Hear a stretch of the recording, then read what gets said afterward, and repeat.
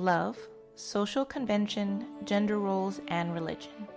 Charlotte Bronte's most famous novel challenges ideas on all these topics, and we are here to discuss it. I'm Charlene. And I'm Mike.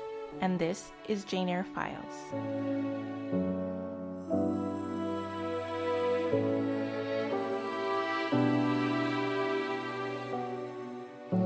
Chapter 25.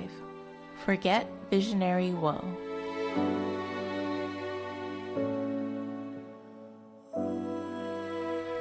Hello, husband.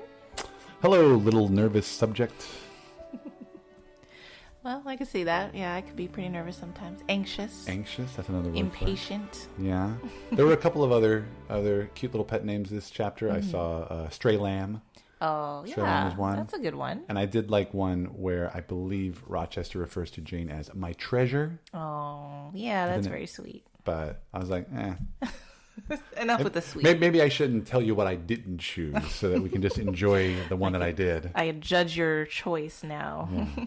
It's a fun chapter. It's kind of short, very dialogue heavy. So I hope this episode we've got enough meat on it. But yeah, we'll deep dive and talk about all the stuff that happens in this chapter. Let's start with the SparkNotes summary of chapter 25. The night before her wedding, Jane waits for Rochester, who has left Thornfield for the evening.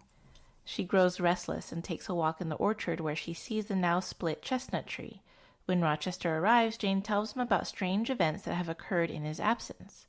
The preceding evening, Jane's wedding dress arrived, and underneath it was an expensive veil, Rochester's wedding gift to Jane. In the night, Jane had a strange dream in which a little child cried in her arms as Jane tried to make her way toward Rochester on a long, winding road. Rochester dismisses the dream as insignificant, but then she tells him about a second dream. This time, Jane loses her balance, and the child falls from her knee. The dream was so disturbing that it roused Jane from her sleep, and she perceived a form rustling in her closet. It turned out to be a strange, savage-looking woman who took Jane's veil and tore it in two. Rochester tells her that the woman must have been Grace Poole, and that what she experienced was really half dream, half reality. He tells her that he will give her a full explanation of events after they have been married for 1 year and 1 day. Jane sleeps with Adele for the evening and cries because she will soon have to leave the sleeping girl.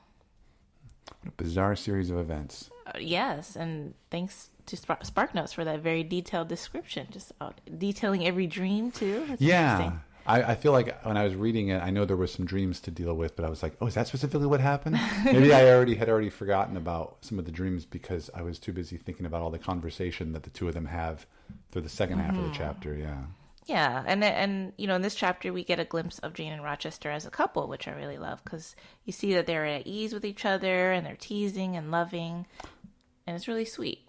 Yeah, I mean, it doesn't seem like it's going to be a very long courtship, right? Well, it's only a month, right? The engagement. Yeah, he's like, we got to hurry and get married, and we're going to leave the country. Mm-hmm. Again, maybe he's hiding something. Moving too quickly? Yeah. I mean, it seems like, I mean, I guess in books like these, the idea is, you know, it's a will they, won't they kind of a thing, right? You build up to be together, and then once they get together, then what? And I feel like this one is, they've gotten together, and now it's like they're going to jump to the wedding, and it's like you kind of maybe you want some more scenes of them together right before they would have enjoyed a little bit more of engagement stuff. I mean, another author could have worked in some sort of troubles to arise between them because, you know, now they're engaged. Maybe they're getting to know each other more or something, but that's not the point of the story, I guess. Now it's time to reinsert the mystery, right? Yes. The Gothic elements and stuff. But I did like that. I do believe there's references to the term Jane Rochester in this chapter, so you don't really see. You don't think of her as often. Jane Rochester. You think of her as Jane Eyre. Yeah, exactly. Look at her taking her man's name. Oh, wow, it's a different time. Mm-hmm. But yeah, so it's like for a couple of chapters we have been distracted from this Gothic mystery brewing at Thornfield, but now we're put right back into it with this. The reader gets this sense of anxiety that pervades in this chapter, and I find it interesting because Charlotte Bronte does it in multiple ways. Mm-hmm. So, you know, I thought we'll just go through these ways that Charlotte Bronte puts the sense of foreboding into this chapter. In the beginning of the chapter, Jane is anxious about her life as a wife to Rochester. She can't quite believe that this will happen to her, which, you know, I think that's pretty unique in a romance to think of the heroine a little bit nervous and unbelieving that Rochester would marry her. Yeah, and I think there's even a moment. I mean, she's having wedding jitters, right? And there's even a quote which I'll pull from the book here, where he's asking her about how she couldn't eat and the prospects of leaving. Is that what's moving to London? That's what's taking away your appetite? And she says, quote, "I cannot see my prospects clearly tonight, sir, and I hardly know what thoughts I have in my head. Everything in life seems unreal," end quote. Yeah, it's not quite what you would imagine of like a happy woman who's going to get married. These wedding jitters, as you said, it's kind of extreme. Well, it's also an 18-year-old, right? So it's like this idea, maybe if she had dated or ever been possibly engaged or broken off in the engagement, where I imagine the first time, especially at that age, when you're proposed to, it must be a little, kind of overwhelming. Right. Especially if you have this image in your head about being swept away, or swept off, I should say. I mean, I wonder, thinking of it from Jane's point of view, it's like she would never have expected this to happen to her. She probably wouldn't. Maybe she didn't expect to ever get married. It should just be a teacher or, some kind of low-level job, and she'll live her life out. Yeah, have a relationship with God. Yeah. Marry a pastor. There we go. Oh, there you go. Learn Hindustani. Oh, wait, sorry. We're preview. Why would she do that? Yeah. But I mean, this idea of, taking a governess job and getting married to her boss, who's twice her age. Yeah. That's something that she would have dreamed about as a little girl at Lowood. Especially since he may not be rich, but he seems to be okay. Pretty rich. Yeah, he's doing all right for himself. Yeah. Yeah. And then even the weather is sort of like, kind of adds to the anxiety, no? Yeah, Charlotte Bronte makes sure, again, to have nature mirror the actions of the story, where but instead of like a really big storm, it's kind of being held back. It's just windy and rainy, and I think that's also a fun part of this sense of unease that's pervading, More foreshadowing, perhaps. I just feel like I didn't really notice the weather until SparkNotes called it out. Oh, really? Where they mentioned how, the lightning struck the tree.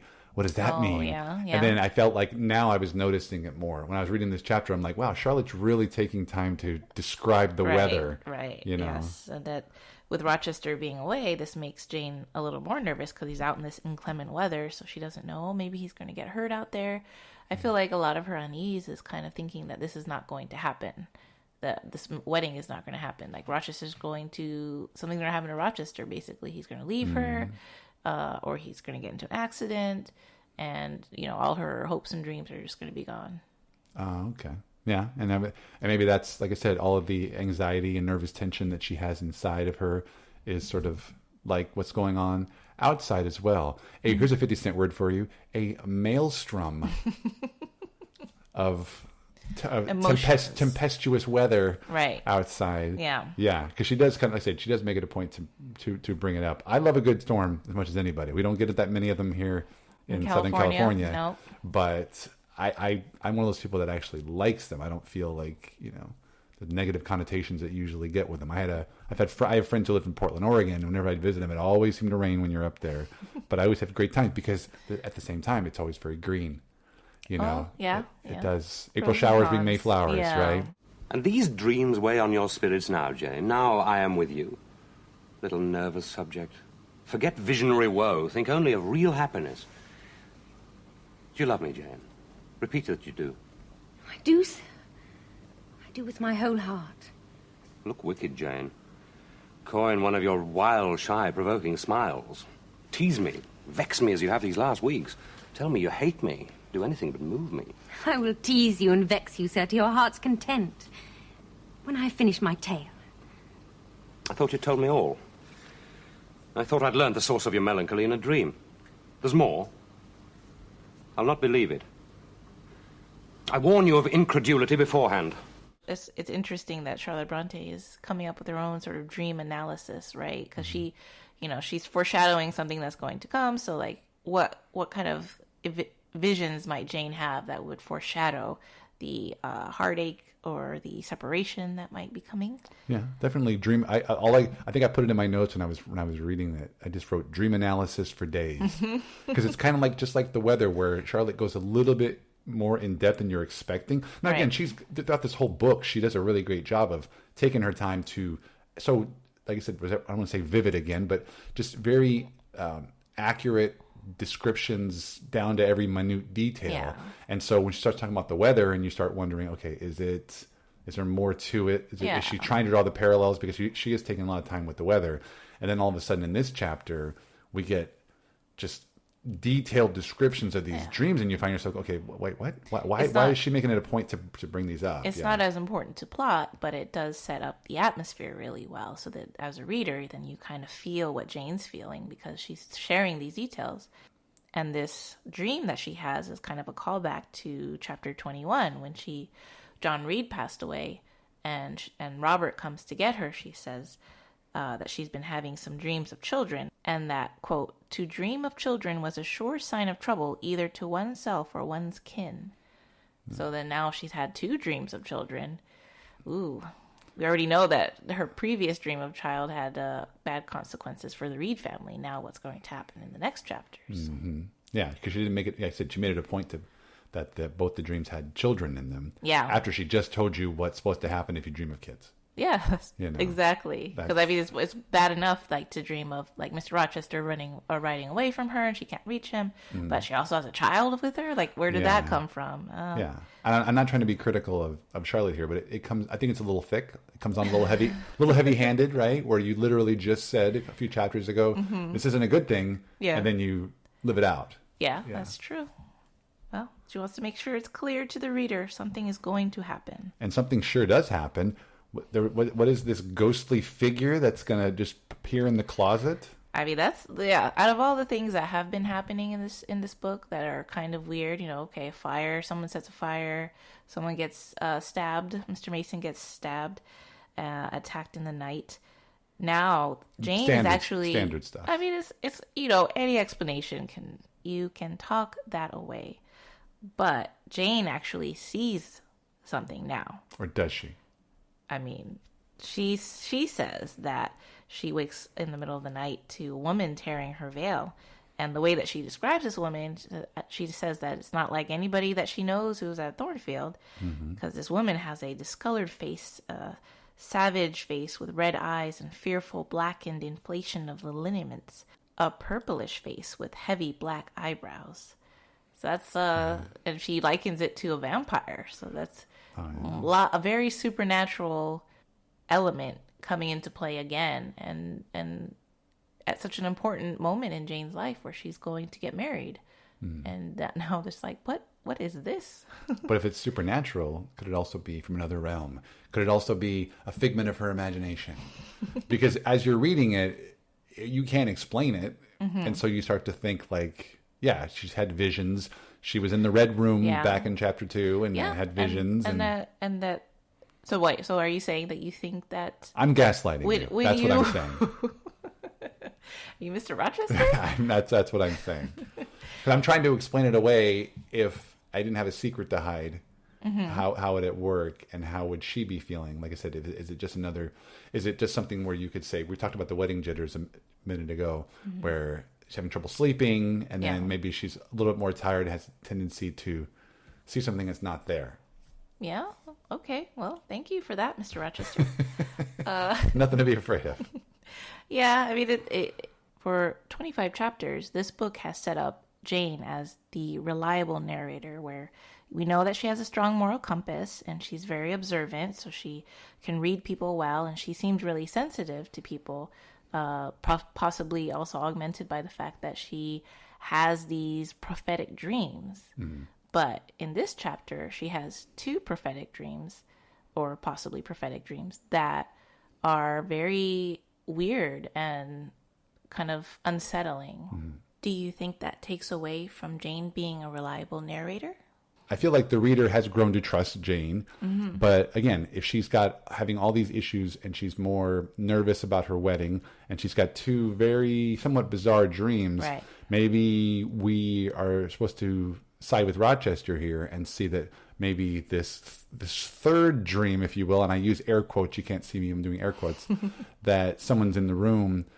Yeah, maybe that kind of, you kind of question the reliability of Jane Jane's Yeah. story, of Jane telling her story, because, you know, maybe she wasn't seeing straight, like Rochester said. It could be gaslighting, but it's Well, I think that's very clever of Charlotte Bronte to kind of set that up, because, you know, we're supposed to rely on Jane as a narrator, and the fact that now she needs to kind of pull that back, kind of so we can kind of, you know, pull the wool over the reader's eyes, so they're not as suspecting that something big is going to happen. Now Rochester can come in and make these explanations, which, you know, maybe might be true. It sounds a little glib. I don't know if you remember when you first read the chapter, did you believe him? Well, it's really bizarre, you know, because he's very, you know, dismissive, very condescending. What's he hiding, Charlene? I mean, he's almost immediately trying to dismiss what she says and say that, oh, it's nothing. It's, you know, it was a dream, until he hears, oh, the veil was actually torn. Yeah. So it's easy to try to come up with some sort of explanation, especially with the dreams that she's having. But then what really threw me off, just now and also the first time I read it, is, you know, you want to believe his theories. Yeah. Right? Because you want to trust Rochester. You want to trust like him. Jane trusts Rochester. Yeah. And so when the veil's torn, then maybe you expect him to say, oh, okay, it's Grace, it's somebody else, it's something like this. But then he comes up with this very bizarre statement where he says, I'll tell you in a year and a day. And that's where it's like, okay, now what's really going on? That didn't make any sense. Where Jane should have really pushed and been like, no, I think we're getting married tomorrow, so you should tell me now. Yeah. And do you know, what is the significance of that? Like, what do the Bronte scholars have said over the years? Like, why did he say a year and a day? What is there some sort of statute of limitations that after a year it expires? Yeah, I think maybe according to law at that time, a year and a day was like the statute of limitations, where something was officially legal if it's been a year and a day or something. So, you know, if when he gets married to Jane and it's been a year and a day, she can't do much, maybe. All bets are off. Yeah. There's nothing she can do about it. And she's locked into this marriage with this mysterious guy who's clearly got something up his sleeve. Something hidden, yes. Yeah. So I mentioned before that Jane likens the appearance of this strange woman in a room to a vampire.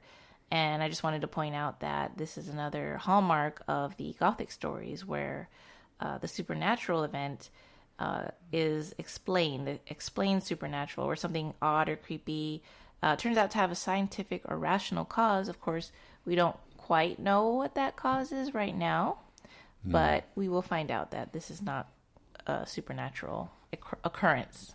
Now, having said that, when it comes to vampires, do you think Dracula is a Gothic story? Yes, it is. Very much so. And where it's something where the characters in that story are trying to explain away some of the bizarre behavior, right? Yeah, definitely. Because when Jonathan Harker comes to the castle and it meets Dracula for the first time, and he's a little bit confused about, you know, why is he keep such a place, and everyone's so afraid of him in the town, and, you know, he's just it's just eccentricities, you know. He's just a foreign man. It's fine. Yeah, I mean, he wakes up the next morning and he's got 2 teeth marks in his neck. He's just that's standard. It's actually a little bit different, since the explained supernatural means that there's something that seems supernatural but it's not, whereas Dracula it's actual supernatural, and then they're trying to rationalize it away, but it's not. Well, yeah, and like I said, in this chapter, Rochester's trying to explain away something that could be supernatural, if it's a ghost or not. Yeah, but then Jane Eyre is very grounded in realism. So ultimately, you know, all these things that have happened, you know, the fire and the stabbing, you know, that also is explained. Yeah. So we don't think of this as a sort of ghost story book, but it has these ghost story vibes. Yeah. And as a reader, it keeps you that much more intrigued, right? Yeah. Yeah, for sure. Like I said, I think I've mentioned it enough times on this show, but I thought going in when I read this, it was going to be one of these traditional, uptight, stiff upper lip, British gentleman, just very falling in straightforward love romance. with it. Yeah, and I liked that there were these elements of that. We joke about the white gown running from the castle, you know, but it makes it more entertaining. Yeah, and I think, and in a way, it also makes it more cinematic, which is what I always like. That's what the adaptations of this story are always so much more I don't know, enthralling than an adaptation of like I said, Jane Austen. I hate to keep picking on Jane Austen, but or your what's your Netflix show, Bridgerton? Oh, you know, hey, don't talk smack about Bridgerton. I'm not talking smack. I'm just saying like that more that traditional romance where if they have those elements of the supernatural, I don't know, it makes it appeal to a wider audience, I guess. That's true. Like me, like who would never have read a Charlotte Bronte book before I met you. Yeah. No, yeah. And wound up thoroughly enjoying the book when I finished it. Yeah. So. And thoroughly enjoying it the second time around. Yeah. Thank goodness. Yeah. Now that I know how it ends, I see the little subtle touches, the little Easter eggs as we go through. Yeah. And it makes more sense, and it makes me wonder, like, what did I think the first time I read it? It's been 5 years. I don't quite remember. Yeah, I know. It must be hard. We have to all thank the art of Charlotte Bronte and how she's crafting this story. That's why we're discussing it all these years. Yeah. 200 years. Well, yeah, exactly. And then the other interesting context we have from this chapter, I was going to ask you, is you start to see the term hypochondria used. And I'm wondering, was that in Victorian era? Is it the same as it is now, or was it a completely different thing back then? Well, it was actually a completely different thing, because I think that we today know hypochondria as the fear that you have this illness, some serious illness. But in the Victorian era, hypochondria was more thought of as a psychological or nervous condition where, your fears and anxieties are exaggerated and they weigh on you. But, often those fears are groundless or unreasonable. Yeah, and that's the case, and that's definitely a good use of the word for this chapter when it comes to Jane. Yeah, for sure. Yeah. I've mentioned before, and I may have told you this when we first got together, that you married a hypochondriac. You say that, but I don't know that. I feel like that a hypochondriac is someone who thinks that they're ill when they're not. Whereas sometimes you have some genuine complaints. That actually wound up being, I need to have surgical procedures to fix. But no, I do have a lot of moments, because I do have minor medical maladies that doctors have either not been able to explain, or they just go, it's fine, you're okay, just live with it. Yeah. And I have to live with it, whether it be issues with my sinuses or my ears. And I joked about the fact that for years I didn't have medical insurance. And then when I first got a job, it had been like 10 years of working in Los Angeles without medical insurance. When I finally got it, it was like, oh, I got a cough, I'm going to the doctor. Oh, I got a headache, I'm going to the doctor. I've made several trips to ERs. And what I always like to say is, there was one time I talked to a doctor, and I said, you must think the worst of me, or my hypochondriac. And he said, you're not a hypochondriac, but he said, we have a term for people like you. He said, we call them oversubscribers. Oh. They have good insurance, and they're just like, well, if it's covered, I got small copays. If I've got a problem, I'll deal with it. And you do not suffer from the same thing that I do. We talk about the term anxiety. I have had full-blown anxiety attacks. Yeah. And I went to the emergency room one time for one. And then when they told me what it was, on my way out, I said, I apologize to the nurses for making them take care of me. And I just said, I feel so embarrassed that it was nothing but an anxiety attack. And the nurse said, no. You thought there was a problem. You assessed the risk, and you brought yourself in to get treated for it. So that's better that you did, because in case it had been something bad. Unfortunately, Charlotte Bronte was not able to visit the hospital when she had these issues. I wonder if she also had these panic attacks, because Elizabeth Gaskell said in her biography that Charlotte suffered from hypochondria from time to time. And she described when Charlotte was in Brussels, where she was teaching with Monsieur Heger. And Elizabeth Gaskell says, quote, whatever had been disagreeable or obnoxious to her during the day was presented when it was over with exaggerated vividness to her disordered fancy. In the dead of night, lying away at the end of the long deserted dormitory, in the vast and silent house, every fear respecting those whom she loved and who were so far off in another country became a terrible reality, oppressing her and choking up the very lifeblood in her heart. Does it sound like a little bit of a panic attack? Yeah, it does kind of sound like a panic attack. And I wonder now, what time would she have been in Brussels in her lifespan? Oh, I think she would have been in her late 20s. Okay. Yeah, and I wonder if there was obviously a lot of sickness going around back then as well. I think when you and I were at the Bronte parsonage, there was a story about how a lot of people in that area were getting sick, and they found out that it was was it rainwater was going through the graves? Yeah, and it was poisoning the water. Poisoning the water, right? Yeah. So I could see where if you have a cough and you'd be like, what is it? She could see how easily and how quickly the people around her could die, like, her two older sisters who died from tuberculosis, and also her mom passed away when Charlotte Bronte was fairly young. So she knows how quickly people can die from these things. That would be enough to give you Victorian era hypochondria. Yeah. Whether it would be unfounded or not, it was just, I can only imagine. This is coming from somebody who does sometimes think, every time I get a pain in my head, did something happen? And so I can imagine back then, when people who have, it wasn't like there was an age range for certain afflictions, right? It could just happen to anybody because of, like you said, whether it be water treatment or food preparation or something like that. So yeah, disease just spread very quickly back then. Yeah. So I'm sure there might have been more panic attacks than we ever would know about. But people just know what to call them. They had another term for it back then, the shakes or something like that, It was, send that woman to an asylum. She's crazy. That's right. Get the leeches. Oh, yeah. Charlene, you know what time it is. Is it time for a surprise for our listeners? Well, yes, it is. We found yet another audition tape from the 1943 adaptation of Jane Eyre. This is a treasure trove. That film. They must have had a casting call just for every eligible man to come and try out as Rochester. That was a great time, to be in the Hollywood. It was a studio system, so these people were all under contract. You think they were being loaned out in between studios? Yeah, possibly, yeah, yeah. That was a very common thing as well. And so 20th Century Fox is doing this adaptation, and they have so many people to choose from. We heard from, who did we hear from? We heard from Jimmy Stewart. Yes. We heard from Gregory Peck. Gregory Peck had auditioned as well. Yeah. That was and we found another one.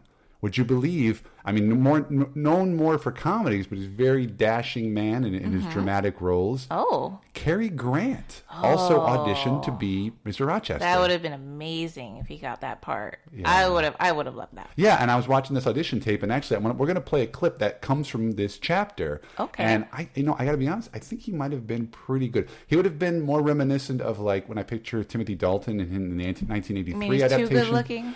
Well, I mean, it's Cary Grant. What are you going to do? But so maybe he wasn't quite. That would have been a time where Hollywood studios weren't necessarily being as faithful to the book. They just wanted to get the most dashing leading man and leading woman for these parts. Yeah, make it a true romantic tale. Yeah, but I think we'll put this clip on here now, and you can see for yourself. I think Cary Grant might not have been a bad Rochester. All right, let's listen. Oh, thanks for having me. Robert Stevenson, a big fan of King Solomon's Mines. What's the line right here? All right, right here. Let me get my script. Ready? It's just whenever you're ready? Okay. And your previous dreams, were they real too? Is Thornfield Hall a ruin? Am I severed from you by insuperable obstacles? Am I leaving you without a tear, without a kiss, without a word? Is that it? That's it? Okay, I guess I'll hear from you later. Oh, and whatever you do, don't get Orson Welles for the part. I really felt something when he was saying that line. I think it just exuded romance. It would have been amazing if he had been Rochester. One of my favorite actors, if not my favorite actor, and I love him in these romantic roles because you couldn't turn away. No, you really couldn't. I think if he's Rochester, I think it would have been a picture perfect romance, and some of the elements that are about to come up in the foreshadowing in this future chapters, I think she would have overlooked everything. Oh yeah, she would run away with him. She would have been totally ready to be gaslit. So man, Gaslight, another movie he could have been in. Oh my God, who needs Charles Boyer when you got Cary Grant? But it's a shame. And if anybody's listening, go watch more Cary Grant movies. He's the best. All right, we always like to wrap up each episode by mentioning a meaningful passage or quote from the chapter. So chapter 25, Charlene, you go first. What do you got for us? All right, so this quote is something that Rochester says after he asks Jane to repeat that she loves him, which, I think this is the first time that she said, I love you to Rochester. Is it? Okay. Yeah, so, she's a tease. She doesn't want to give it all up. If it was Cary Grant, she would. Okay, so Rochester says, quote, I think because you said it with such an earnest religious energy, and because your upward gaze at me now is the very sublime of faith, truth, and devotion, it is too much as if some spirit were near me. Look wicked, Jane, as you know well how to look. Coin one of your wild, shy, provoking smiles. Tell me you hate me, tease me, vex me, do anything but move me. I would rather be incensed than saddened. Oh, that's a good one. Yeah, and I think that's really showing Rochester's vulnerability, and and also I like the fact that he enjoys Jane's teasing and provoking ways, but also I think it shows a little bit of his potential misgivings about what he's about to do, which we can't discuss now because we haven't gotten to it yet. But you could see that Rochester is not. He's a little uneasy, and he's also definitely very afraid that Jane is going to be taken from him. Well, and like you said, you brought it up at the beginning of this episode. It's those playful moments we're finally getting to see in this chapter where I wish we got a little bit more of them, because it's going to take a turn here momentarily. And so we can kind of sit back and enjoy that playful joking. Yeah. Tease me, Jane. So, Mike, what is your meaningful passage or quote? Just as you did, I'm going to pull a quote from that long conversational dialogue scene that the two of them had, but my quote comes from Jane.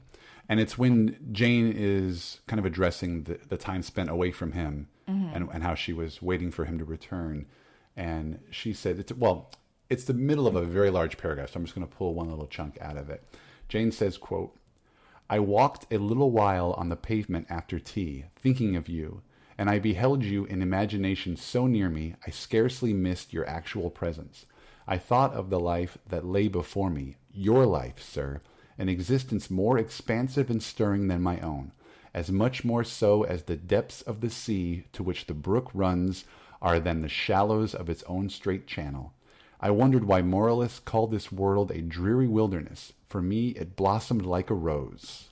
Oh, and you see again that this is why Jane and Rochester are so well matched, because Jane wants to have this life with Rochester, and he's able to bring her so much of what she's not able to do on her own. Yeah, star-crossed lovers. And I wonder, she has this ability to express herself in these ways. It's bringing out a whole different side of her. Yeah. Now that she knows that it's not unrequited, she doesn't have to keep it all suppressed. Probably very common in the Victorian era. Keeping things suppressed. Yeah. But it's so enjoyable to think you followed this character for 24 chapters. She finally gets the proposal, and now she's just soaking it in. Yeah, you feel happy for Jane. Yeah, you do. I mean, we've been there ourselves, so we know what it's like when you first have that moment. And Charlotte Bronte captured it perfectly. Yeah, I'm getting a little softy. Yeah, you are. You always were romantic. Thank you so much for listening. If you enjoyed our podcast, please subscribe and leave us a review on your preferred podcast platform. This really helps us grow and reach new listeners. If you want to talk Jane Eyre with me online, you can find me on Twitter and Instagram at AirGuide. That's EYRE. And if you want to hear more from me, I host my own podcast called Out of Touchstone, where my good friend Chad and I discuss all the films that Disney produced for their Touchstone Pictures label. You can also find me on Twitter at Mike DeKalb. Thank you, and farewell for the present.